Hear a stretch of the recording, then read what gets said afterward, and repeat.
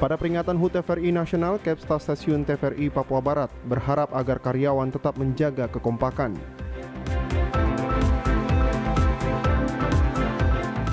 Banjir dan tanah longsor di Sorong masih terjadi dan kembali memakan korban.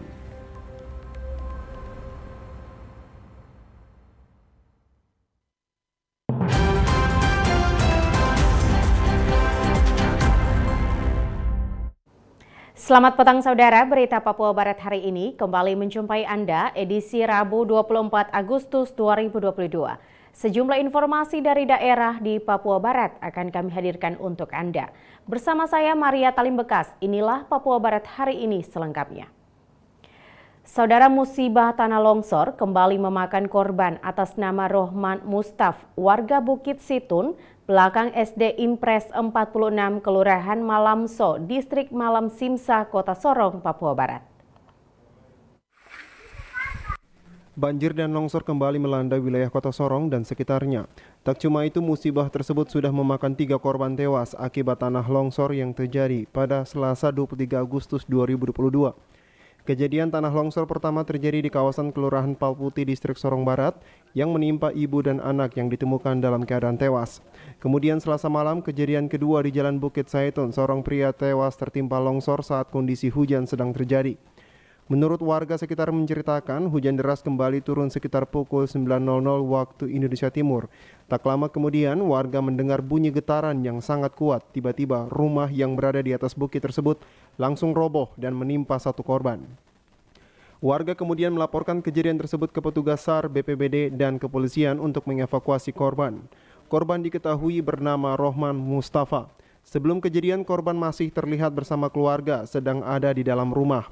Saat kejadian longsor, istri dan anak korban selamat dari musibah tersebut. Salah satu warga bernama Hengki Momot, saksi mata, mengatakan kejadian tanah longsor itu sekitar pukul 23.30 waktu Indonesia Timur saat kondisi hujan mulai reda. Secara tiba-tiba tanah longsor menimpa rumah korban. Hengki mengaku sempat kaget melihat musibah tanah longsor secara cepat terjadi. Korban berhasil dievakuasi langsung dibawa ke Rumah Sakit TNI Angkatan Laut.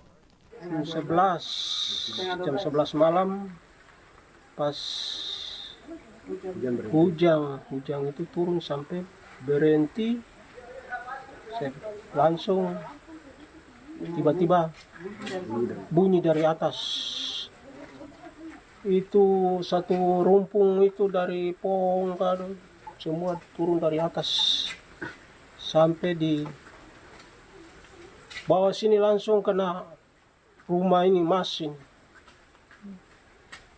Langsung kita keluar sudah tidak bisa ini. Mereka sudah dapat ini semua. Kepolisian, aparat turun. Kepolisian dari tentara non datang bersama-sama. Gali dan angkat satu persatu sampai yang terakhir suaminya langsung meninggal. BMKG memastikan hujan masih akan terus terjadi. Untuk itu warga diminta waspada terhadap cuaca ekstrim ke depan. Dari Sorong, Michael Jasman, TVRI Papua Barat melaporkan. Saudara, pasca banjir yang melanda wilayah Sorong 2 hari lalu, kepadatan arus lalu lintas terjadi di kilometer 9, tepatnya di Jalan Melati Raya, Kota Sorong. Terjadi kemacetan mencapai 700 meter, belasan personil Satuan Lalu Lintas Polres Sorong Kota disiagakan untuk mengatur arus lalu lintas yang macet akibat genangan air. Untuk mengatasi banjir, sebuah alat berat dikerahkan untuk mengeruk sebagian tanah yang berasal dari drainase agar saluran air bisa kembali normal. Nampak luapan air masih terlihat sejajar dengan badan jalan maupun kantor pembangkit listrik UPT PLN Sorong yang berada di Jalan Basuki Rahmat kilometer 8 Kota Sorong, Papua Barat. Pasca banjir yang menerjang Kota Sorong, areal pembangkit listrik UPT PLN Sorong menjadi langganan banjir. Sejumlah petugas berjibaku menguras air dari lokasi tersebut. Selain itu, dari pantauan di lapangan, genangan air setinggi lutut orang dewasa masih terjadi di kawasan perumahan Melati Raya kilometer 9, Kota Sorong. Sejumlah personil Satuan Lalu Lintas Polres Sorong Kota dibantu warga setempat mengatur arus lalu lintas agar tidak terjadi kemacetan panjang. Kasat Lantas Polres Sorong Kota Ibtu Rio Guntur Triatmoko mengatakan kepadatan arus lalu lintas terjadi akibat penyebab banjir. Selain itu, sejumlah pengendara hanya memilih melewati satu jalur menuju ke arah kota, sehingga terjadi kemacetan panjang mencapai 700 meter. Pihak Lantas menghimbau agar pengguna jalan bisa mengambil jalan alternatif dari Jalan Sabta Taruna dan tembus di arah kilometer 8 untuk mengurangi kemacetan. Situasi arus lalu lintas di Jalan Basuki Rahmat siang hari ini Kota Sorong bisa terlihat situasi arus lalu lintas cukup padat ya, imbas hari kedua banjir di Kota Sorong. Akan tetapi situasi banjir ini sudah lebih baik daripada kemarin. Kepadatan arus lalu lintas kurang lebih ke belakang sekitar 500 sampai 700 meter. Ya, kami dari Satuan Lalu Lintas Polres Sorong Kota masih berupaya melakukan pengaturan di sekitar arus lalu lintas ini. Kami menghimbau juga kepada masyarakat untuk bisa mencari alternatif lain, ya bisa melewati Jalan Sabta Taruna dan keluar di Jalan kilometer 8, Jalan Pendidikan. Jadi jangan semuanya melewati Jalan Basuki Rahmat. Demikian. Satuan Lalu Lintas Polres Sorong Kota dibantu Polsek Sorong Timur disiagakan di sejumlah titik untuk membantu arus lalu lintas yang masih digenangi air agar tidak terjadi kemacetan. Dari Sorong, Mikal Jasman, TVRI Papua Barat melaporkan. Saudara, tim Basarnas Sorong berhasil mengevakuasi 2 bocah yang sedang sakit di sebuah rumah kompleks Kokoda, Jalan Basuki Rahman, kilometer 8, Kota Sorong, Papua Barat. Saat terjebak banjir, kedua bocah malang itu dilarikan ke puskesmas terdekat untuk mendapat pelayanan medis. Intensitas hujan di Kota Sorong hingga hari kedua masih ditemukan genangan air masih menggenangi sejumlah titik di wilayah Kota Sorong, Papua Barat sejak pantauan pada Rabu 24 Agustus 2022. Di salah satu kompleks Kokoda Jalan Basuki Rahman kilometer 8 Kota Sorong, tim Basarnas Sorong berhasil mengevakuasi 2 bocah yang sedang sakit demam tinggi. Menurut tim SAR yang melakukan evakuasi 2 bocah tersebut, satu keluarga ini terjebak di sebuah rumah mereka. Awalnya mau mengantarkan anak mereka ke puskesmas, namun banjir menutupi akses jalan keluar rumah sehingga mereka meminta bantuan ke tim SAR Sorong. Maria Watimena, salah satu tim Basarnas Sorong, saat melakukan upaya evakuasi mengatakan kedua bocah tersebut dalam kondisi baik, namun suhu badan kedua anak mengalami demam tinggi. Orang tua dari kedua bocah tersebut kemudian diantar menuju puskesmas terdekat. Kami mendapat laporan ya bahwa ada 2 anak yang sedang sakit dan daerah tempat tinggalnya itu terisolir. Jadi kami melakukan evakuasi dan saat ini anaknya sudah bersama orang tuanya mau dibawa ke puskesmas Remu untuk diambil tindakan oleh pihak bagian kesehatan. Memang kalau kami bukan dari tim kesehatan, tapi kalau kami pegang badannya demam. Kondisi demam panas. Iya, suhu tubuhnya panas. Dari keterangan yang disampaikan oleh orang tuanya, kedua bocah itu mulai demam sejak Selasa kemarin. Kedua bocah tersebut sempat mau dibawa ke rumah sakit, namun kondisi banjir membuat mereka tertahan di rumah. Hingga hari kedua, kondisi banjir yang menerjang Kota Sorong mulai berangsur surut, namun masyarakat diminta tetap waspada karena masih berpotensi hujan akan terjadi. Dari Sorong, Mikal Jasman, TVRI Papua Barat melaporkan. Kita beralih ke informasi lain, Saudara Muhammad Lakotani diminta turun dari Ketua Dewan Pimpinan Daerah Partai Gerindra Papua Barat oleh sejumlah Ketua Dewan Pimpinan Cabang. Puluhan massa bersama Ketua DPC Gerindra Kabupaten Pegunungan Arfak, DPC Gerindra Kabupaten Sorong Selatan, dan DPC Kota Sorong Rabu 24 Agustus mendatangi kantor Dewan Pimpinan Daerah Gerindra Papua Barat dan melakukan pemalangan pintu masuk kantor tersebut dengan menggunakan kayu dan batang pohon di Jalan Taman Riawosi. Dalam orasinya, puluhan massa juga membawa spanduk bertuliskan bahwa kader pengurus, pendukung, dan simpatisan Partai Gerindra Papua Barat menolak dengan tegas Bapak Muhammad Lakotani sebagai Ketua Gerindra Papua Barat. Mereka menilai kinerja Ketua DPD Muhammad Lakotani tidak ada, kantor DPD tidak representatif, tidak ada rapat dengan DPC se-Papua Barat, dan dana pembinaan partai yang habis tanpa jejak. Ketua DPC Gerindra Kabupaten Pegunungan Arfak, Daud Indau, mengatakan, dengan pertama dalam menuju Pesta Demokrasi tahun 2024 mendatang, Tujuan kehadiran DPC Gerindra kemarin karena mereka menilai selama Muhammad Lakotani memimpin, Partai Gerindra bukan semakin naik, namun semakin menurun. Terbukti beberapa kursi Gerindra hilang selama masa kepemimpinan Muhammad Lakotani. Yang pertama, kami melihat ini menuju pesta demokrasi 2024. Dengan ini kami tujuan hari ini datang, kurang lebih ada 5 kabupaten yang melakukan aksi hari ini terkait dengan kepemimpinan Bapak Muhammad Lakotani. Nah, kenapa kita lakukan hari ini kemalangan? Karena semenjak beliau ada di partai ini sebagai pemimpin, itu hampir bukan ada perubahan yang menyegarkan Partai Gerindra ke depan, tapi justru menurun. Dari mulai kepemimpinan Bram, itu hampir kita targetnya Partai Gerindra ini naik sekali. Ketika Bapak Lakotani masuk untuk jadi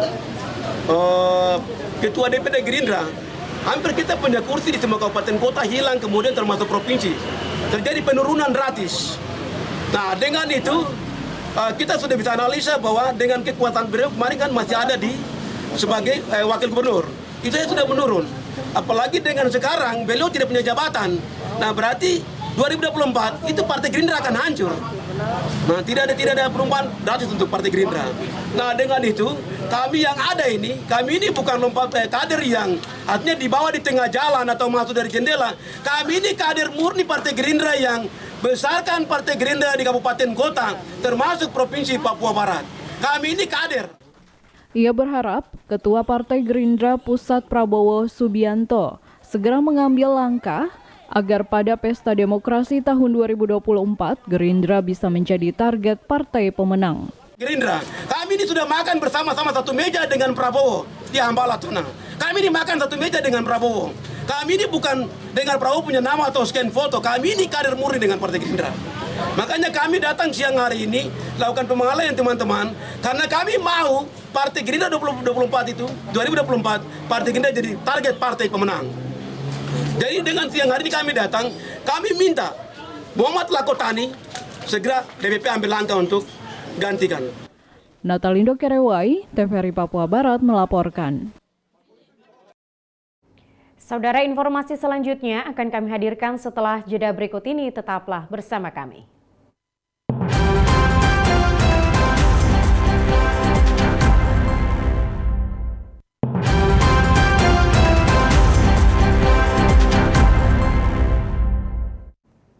Terima kasih Anda masih bersama kami. Saudara, usai melantik penjabat Bupati Kabupaten Sorong, Kabupaten Maibrat dan Wali Kota Sorong, penjabat Gubernur Papua Barat Paulus Waterpau berpesan agar para pejabat yang baru dilantik untuk segera menyiapkan pelaksanaan pemilu tahun 2024 dan juga menjaga netralitas aparatur sipil negara. Hal tersebut disampaikan penjabat Gubernur Papua Barat Paulus Waterpau usai memimpin pelantikan dan pengambilan sumpah janji jabatan penjabat Bupati Kabupaten Sorong, Kabupaten Maibrat, dan Wali Kota Sorong. Waterpau menegaskan masyarakat harus dirangkul untuk melaksanakan berbagai program yang bertujuan untuk melakukan pembangunan di sekitar masyarakat, khususnya mensosialisasikan pentingnya vaksinasi. Memfasilitasi persiapan pelaksanaan pemilu tahun 2024 dan pilkada di kota, daerah, kabupaten tahun 2024 serta menjaga netralitas aparatur sipil negara. Nanti tolong ingatkan sama saudara-saudara ASN semua di jajaran masing-masing untuk menghindari melakukan politik praktis. Jadi lakukanlah langkah-langkah tugas sebagaimana peran dan tugas tanggung jawab masing-masing saja. Ya, ciptakan upaya-upaya sedemikian rupa untuk menenangkan masyarakat, dekati mereka, ajak bicara mereka, lakukan sosialisasi berbagai hal yang berkaitan dengan kepentingan masyarakat itu sendiri ke depan. Jadi jangan berpolitik praktis. Juga melakukan tugas selaku Ketua Satgas Penanganan COVID tadi juga sudah diingatkan dalam tugas saudara, di mana tugas dan kewenangannya antara lain memperhatikan surat edaran Menteri Dalam Negeri nomor 44 tanggal 17 September 2020 tentang pembentukan Satuan Tugas Penanganan Corona Virus Disease 2019 atau COVID. di daerah. Waterpau juga berharap agar penjabat bupati dan wali kota yang baru dilantik agar menjaga situasi keamanan dengan cara merangkul semua warga masyarakat serta tingkatkan koordinasi dengan DPR kabupaten dan juga organisasi masyarakat di daerah. Memberikan penekanan pada penjabat bupati, juga wali kota agar nantinya di kabupaten dan kota dapat melaksanakan beberapa hal. Yang pertama, tetap menjaga situasi keamanan dan ketertiban dengan cara merangkul semua kelompok yang ada di masyarakat kabupaten maupun kota, serta tingkatkan koordinasi yang baik dengan DPRD, Forkompimda, tokoh adat, tokoh masyarakat, tokoh agama, tokoh pemuda, dan tokoh perempuan dalam menjaga stabilitas politik, juga pemerintahan, serta mengoptimalkan penanganan COVID-19 di daerah. Yang berikut, hindari mengambil kebijakan yang dapat menimbulkan konflik horizontal di masyarakat dan kontraproduktif terhadap tugas-tugas pemerintahan. Jadi kalau Bapak Lurah mau ambil langkah, ada teman-teman kita ini bisa dikonsultasikan dulu, ya, agar tidak keliru langkah-langkah. Waterpau mengingatkan agar semua elemen masyarakat di Kabupaten Sorong, Kabupaten Maibrat, dan Kota Sorong dapat bergandeng tangan mendukung 3 penjabat yang baru dilantik untuk mensukseskan jalannya pemerintahan di daerah. Jimmy Tabisu, TVRI Papua Barat melaporkan. Saudara, berikut ini adalah program prioritas yang akan dilaksanakan oleh penjabat wali kota Sorong, yaitu tata kelola lingkungan yang berkelanjutan menuju kota bebas banjir. Setelah dilantik sebagai penjabat wali kota Sorong, George Yarangga langsung disambut dengan kabar tidak sedap, yaitu kota Sorong mengalami musibah banjir serta tanah longsor yang menyebabkan adanya korban jiwa. Penjabat wali kota Sorong, George Yarangga, saat diwawancarai awak media usai dilantik mengatakan, langkah cepat akan dilakukan dengan melakukan koordinasi dengan pemerintah kota Sorong dan juga pemerintah Provinsi Papua Barat untuk menurunkan bantuan, terutama bahan pokok bagi masyarakat kota Sorong yang terkena dampak banjir dan tanah longsor. Dan asisten 2 dari kota sudah melaporkan terkait dengan banjir ya tadi malam ya sampai pagi. Jadi hari ini harus komunikasi dengan pihak kelurahan untuk melakukan pendataan dan segera memberikan bantuan dulu ya, artinya bantuan bahan makanan atau apa untuk menangani dulu. Sebentar saya akan juga melaporkan ke Bapak Gubernur, kalau boleh juga dari provinsi juga memberikan bantuan bahan pokok lewat Dinas Perindustrian Perdagangan ya. Bapok yang selama ini bisa dibantu juga di sana disalurkan. Jadi langkah yang mungkin kami lakukan sebentar saya akan lakukan koordinasi dulu dengan asisten dan komunikasi dengan Sekda, PLH Sekda, supaya langkah-langkah apa yang harus segera dilakukan. Untuk program prioritas yang akan dilaksanakan selama 2 tahun ke depan, yaitu pengelolaan tata kelola pemerintah yang profesional, percepatan pembangunan daerah yang efektif dan efisien, tata kelola lingkungan yang berkelanjutan menuju kota Sorong yang indah, perbaikan mutu layanan dasar, optimalisasi penerimaan pendapat asli daerah melalui pajak, dan retribusi dan peningkatan ketahanan ekonomi lokal. Tugas yang telah dipercayakan kepada saya selaku penjabat wali kota Sorong untuk memimpin roda pemerintahan di daerah ini selama kurang lebih 2 tahun ke depan, maka kesempatan ini akan saya kelola secara maksimal untuk mengoptimalkan seluruh sumber daya yang daerah ini miliki guna mengimplementasikan beberapa program-program prioritas, yaitu 1. Penyelenggaraan tata kelola pemerintahan yang profesional, akuntabel, dan berwibawa melalui review hasil penilaian kinerja OPD, pemerintah kota, dan kebijakan kesejahteraan ASN, serta konsolidasi dan komunikasi efektif antara stakeholder. 2. Percepatan pembangunan daerah yang efektif dan efisien melalui review rencana detail tata ruang kota Sorong, review rencana kerja perangkat daerah kota Sorong, Renja, dan Restra OPD. Diharapkan setelah dilantik menjabat sebagai wali kota Sorong, ia dapat memberikan perubahan dengan turun ke masyarakat, melihat lebih dekat apa yang menjadi kebutuhan utama masyarakat kota Sorong. Jimmy Tabisu, TVRI Papua Barat melaporkan. Kita beralih ke informasi lain, Saudara mantan As-Intel Kejati Rudi Hartono berharap agar Erwin Saragih dapat menyelesaikan kasus strategis yang merugikan negara. Hal ini dikatakan usai Erwin Saragih dilantik menjadi As-Intel Kejaksaan Tinggi Papua Barat. Selasa 23 Agustus 2022, Kepala Kejaksaan Tinggi Papua Barat melantik pejabat eselon 3 di lingkungan Kejaksaan Tinggi Papua Barat, satu diantaranya asisten intelijen yang dijabat oleh Erwin Saragih, yang sebelumnya menjabat sebagai Kepala Kejaksaan Negeri Sorong sejak 7 Januari 2021 lalu. Pejabat lama asisten intelijen Kejaksaan Tinggi Papua Barat Rudi Hartono yang bertugas selama 2 tahun 8 bulan dan kini menjabat sebagai Kejari Denpasar, menyampaikan ada beberapa penanganan perkara yang belum ia tuntaskan, namun dirinya yakin pejabat baru dapat menyelesaikannya. Saya yakin dan percaya itu semua akan dituntaskan oleh beliau. Karena apa? Kita kan kalau beliau memperhatikan ada perintah harian Jaksa Agung ketika itu sama perintahnya bahwa harus mengedepankan perkara-perkara yang berkualitas, itu satu.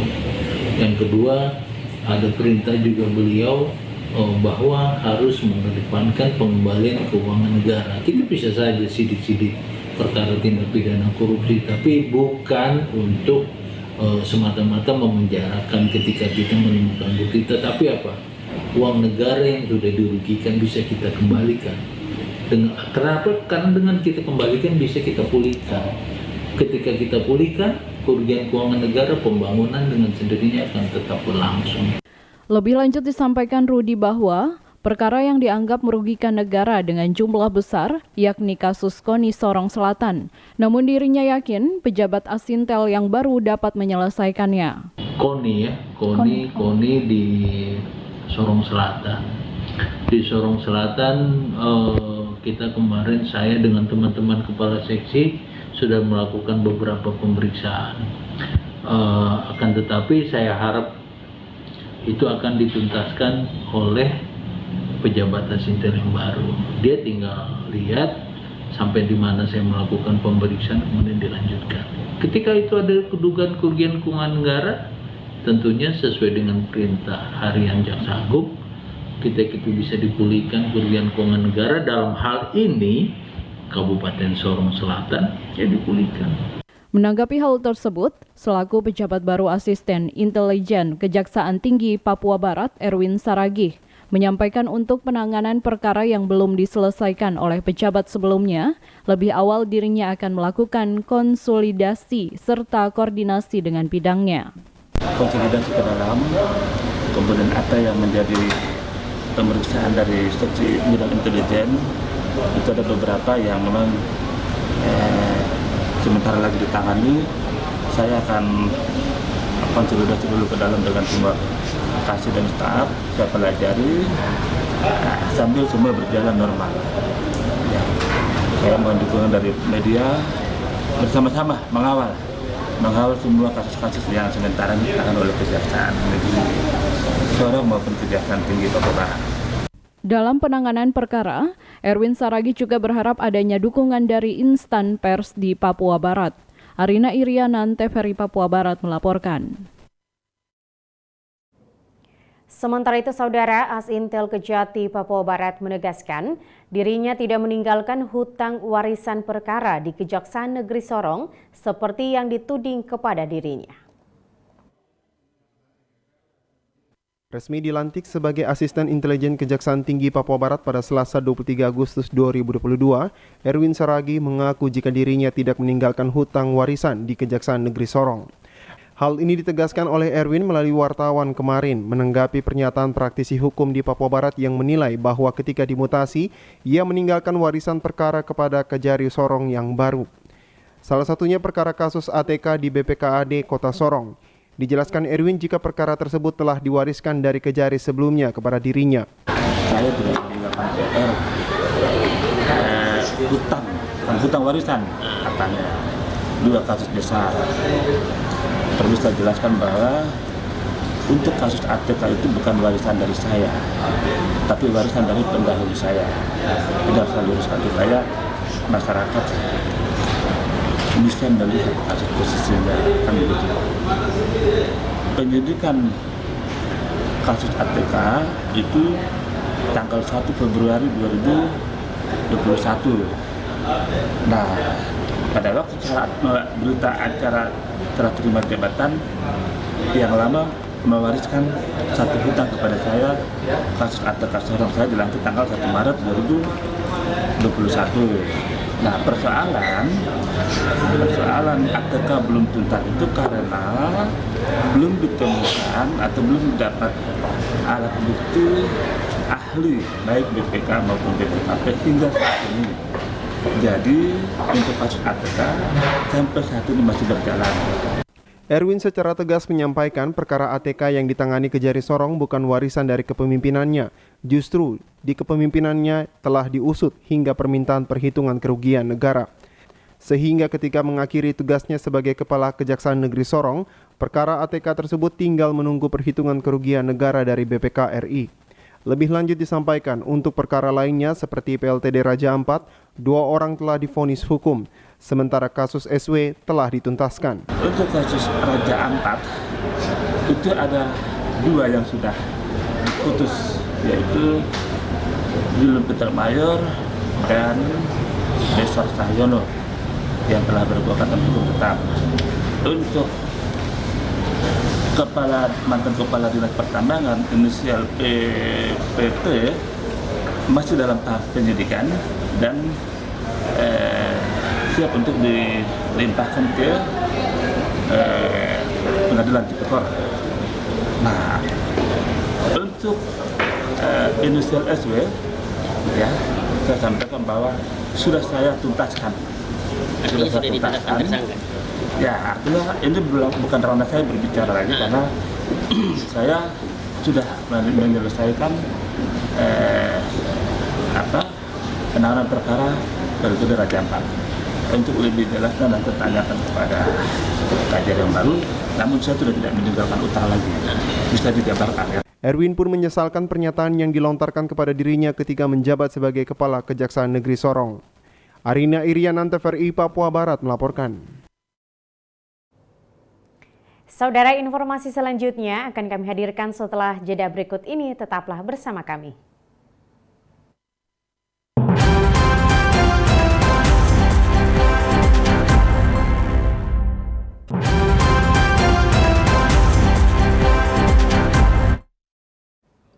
Terima kasih Anda masih bersama kami. Saudara, Pemda Manokwari akan menggelar Bulan Bakti Gotong Royong pada Oktober mendatang.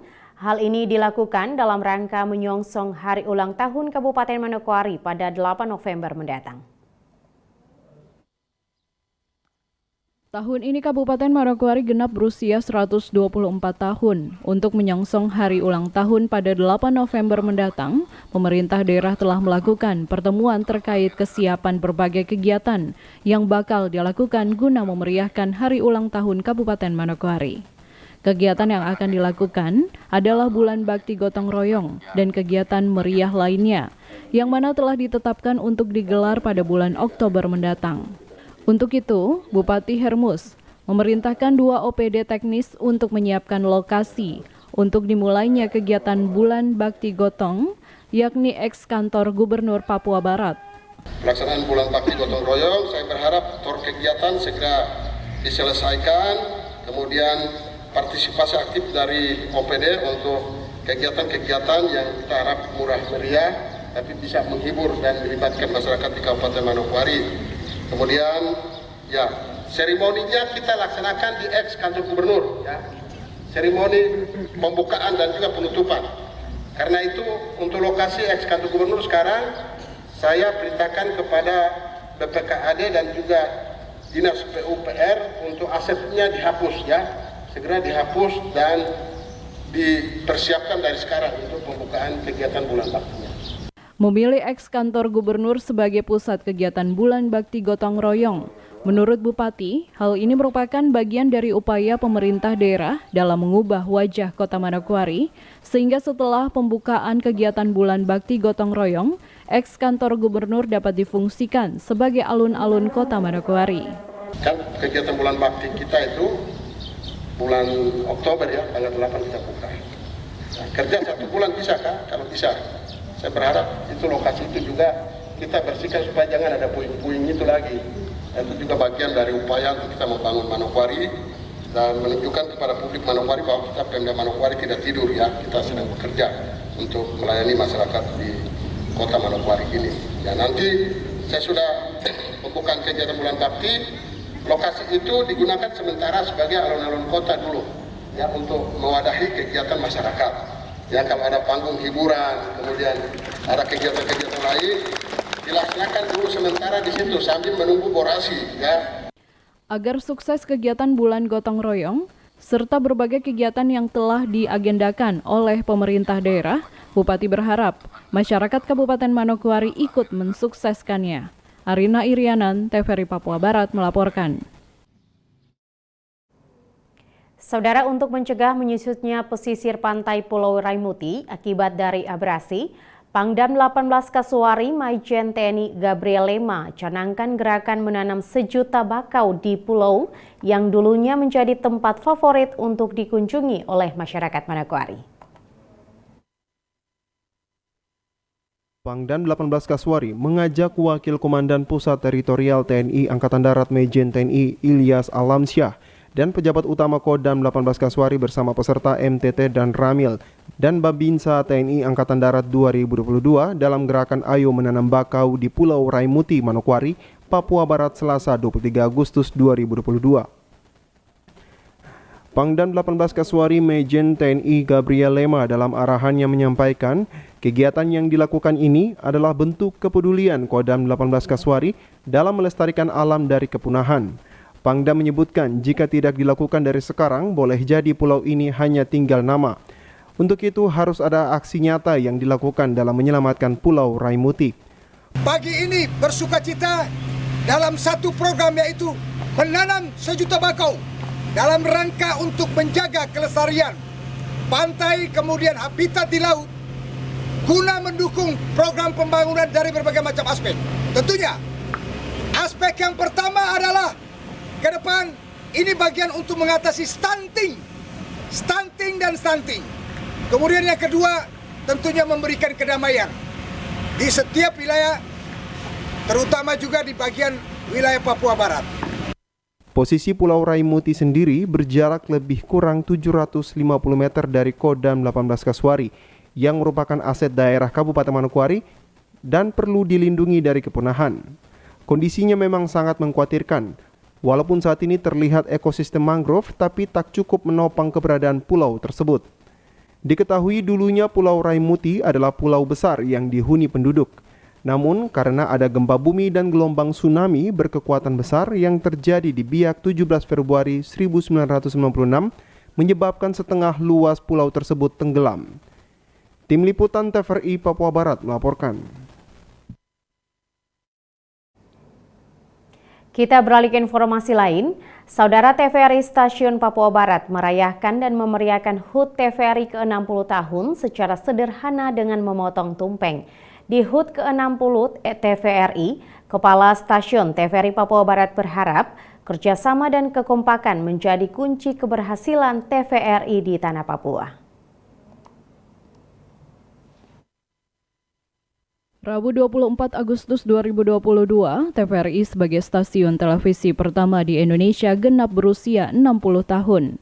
Berbagai kegiatan dilaksanakan di seluruh stasiun di tanah air, khusus di TVRI Stasiun Papua Barat sebagai stasiun baru juga ikut merayakan secara sederhana. Kegiatan yang dilaksanakan yaitu upacara bersama pada pagi hari, dilanjutkan dengan pemotongan tumpeng oleh Kepala Stasiun TVRI Papua Barat, Abraham Rumere, yang disaksikan oleh pegawai TVRI Stasiun Papua Barat. Tumpeng yang dipotong diserahkan ke koordinator program, koordinator teknik, umum, dan koordinator pemberitaan, serta perwakilan pegawai. Kepala Stasiun TVRI Papua Barat, Abraham Rumere, juga mengucapkan selamat ulang tahun kepada TVRI yang ke-60 tahun. Dengan semboyan pada hari ulang tahun ke-60, yakni terus maju dan merawat negeri. Dalam momen hari ulang tahun TVRI ke-60, diharapkan kepada seluruh pegawai TVRI Papua Barat harus kompak bersatu padu membangun TVRI maju di tanah Papua. Baik, saya atas nama Kepala TVRI Stasiun Papua Barat pada saat ini turut menyampaikan selamat ulang tahun TVRI yang ke-60 tahun terus maju dan merawat negeri. Harapan saya untuk teman-teman di TVRI Papua Barat ini kita harus saling kompak, bersatu padu membangun TVRI Papua Barat yang kita cintai ini. Sesuai dengan amanat peraturan pemerintah nomor 13 tahun 2005 tentang LPP TVRI, melayani masyarakat dengan tayangan pendidikan, hiburan yang sehat, serta menjadi perekat sosial dan melestarikan budaya bangsa untuk kepentingan seluruh lapisan masyarakat. Jimmy Tabisu, TVRI Papua Barat melaporkan.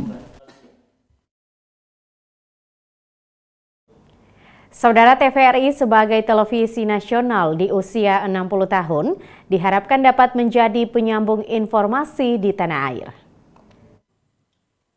24 Agustus 2022, Televisi Republik Indonesia sebagai lembaga penyiaran publik genap berusia 60 tahun. Usia 60 tahun adalah usia yang sangat dewasa, bahkan dapat dikatakan berada pada usia yang harus pensiun jika disamakan dengan usia seorang ASN. Di usia 60 tahun tentu banyak hal baik yang diharapkan seperti yang diharapkan oleh Kepala Kejaksaan Tinggi Papua Barat, Juniman Huta Gaol. Ia berharap di usia 60 tahun TVRI dapat menjadi penyambung informasi di tanah air. Jadi harapan saya tentunya jadilah penyambung lidah antara masyarakat dengan pemerintah, pemerintah dengan masyarakat. Artinya bisa aja sesuatu yang pesan dari masyarakat kepada pemerintah sampaikan melalui media, tentu TVRI. Pemerintah juga ada yang mau disampaikan ke masyarakat, pesan-pesan atau mungkin hasil dari pembangunan atau apalah pekerjaan dari pemerintahan bisa di share melalui media. Itu TVRI, itu harapan saya. Jadi supaya menjadi penyeimbang, penyambung lidah atau penghubung lah, sehingga semua informasi bisa tersampaikan kepada masyarakat, ke pemerintah dengan apa adanya.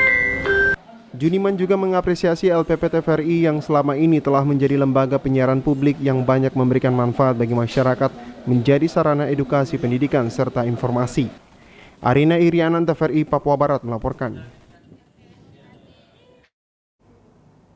Saudara, informasi tadi sekaligus menutup jumpa kita dalam Papua Barat hari ini, edisi Rabu 24 Agustus 2022. Dirgahayu LPP TVRI yang ke-60 tahun terus maju merawat negeri. Mewakili seluruh kerabat kerja yang bertugas, saya Maria Talim Bekas pamit undur diri dari hadapan Anda. Terima kasih atas kebersamaan Anda dan sampai jumpa.